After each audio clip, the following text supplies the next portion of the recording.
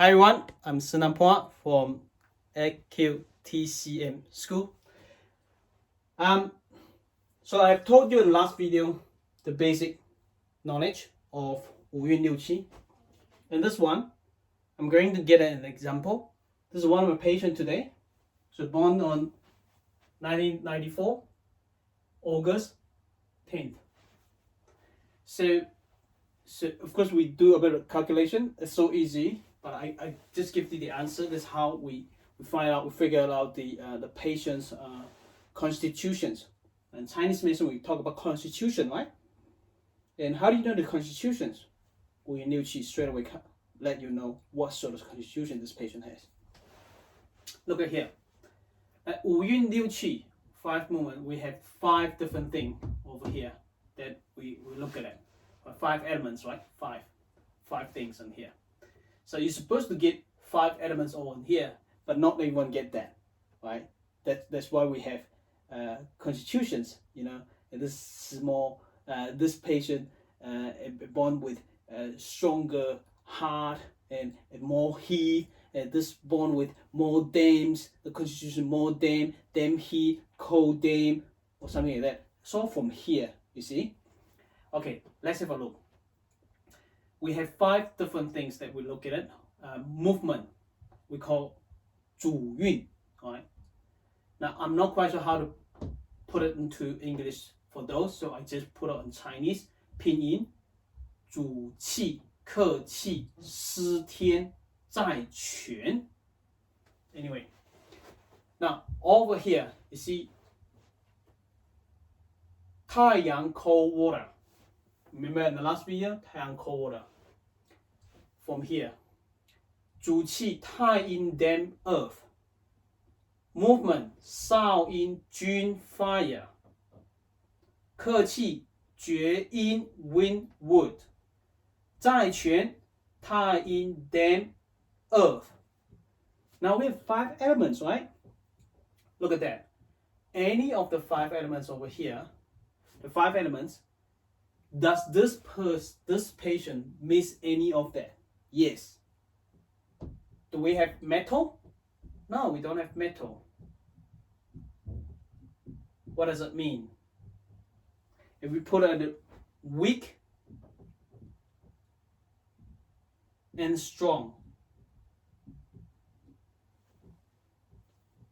this patient has weak metal. There's no metal, right? So let's look at here, right? Only here. Forget about those, all right? We just talk about here, because those we need linked to the organs.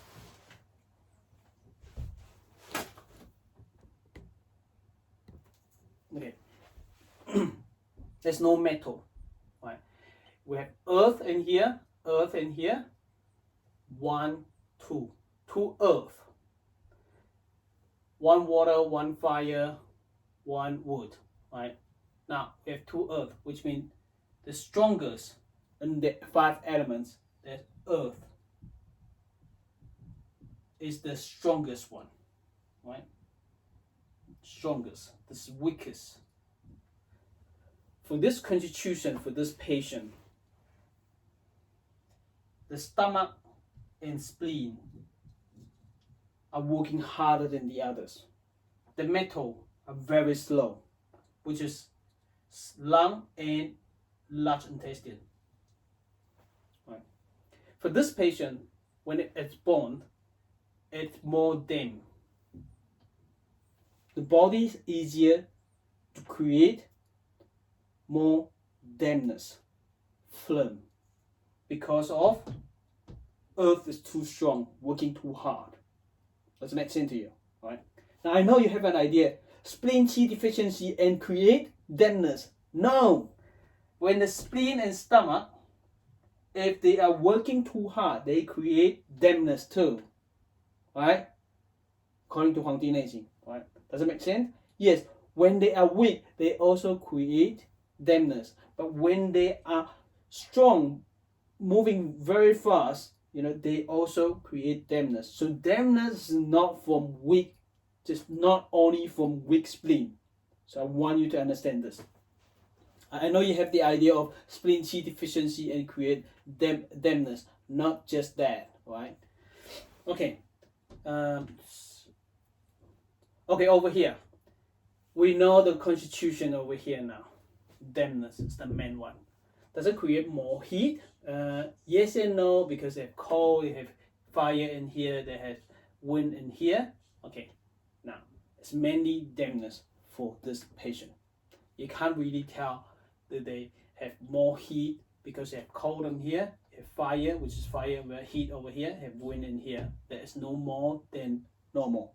Okay, this is what happened. This is how we figured out the constitution for this patient. Okay, so this is when she born. What about come to this date? We have another 5 different things over here. If the 5 different things over here, like if in this stage we have 3 Earth, then we have to add on. We have 2 Earth at the moment. We add on 3, and for this patient, whatever condition they have, it's causing from what? Stomach and spleen too strong. And for us, with the acupuncture or Chinese herbs, you need to follow the diagnosis, which is reduce spleen and stomach function. And then whatever the condition they have, they may be constipation, diarrhea, headache, insomnia, bloating, pain in lower back, pain in neck, tinnitus, ulcers in the mouth, whatever reason, whatever condition they come to you, you make the diagnosis from here, you treat it from here. Does it make sense? So this is a very quick way to get to the root of the problem rather than just treating the symptoms. So it's very different with how when you collect all the informations by asking questions. By asking questions, you have to ask a lot of questions, get a lot of information, and then analyze it, and then make a diagnosis. This is very, very difficult because it does require what is your experience, how good you are. But from here, simple. If you just graduate, or you're 80 years old, you have 40 years of practicing Chinese medicine and acupuncture, we all make the same diagnosis. You see what I mean? So if you go for Wu Yun Liu Qi, you can actually tell straight away the diagnosis and make the treatment principle and the strategy as well. All right. So I hope you learned something from this, and I hope I actually give you some idea what Chinese medicine from Huangdi Neijing talking about and Wu Yun Liu Qi. Right, if you like my video, like my sharing, please comment down there and let me know, because I would like to know and where you come from. And in the future, when I have class, and I'll post it on here too, and hopefully you join us. Thank you very much. See you next time. Bye bye.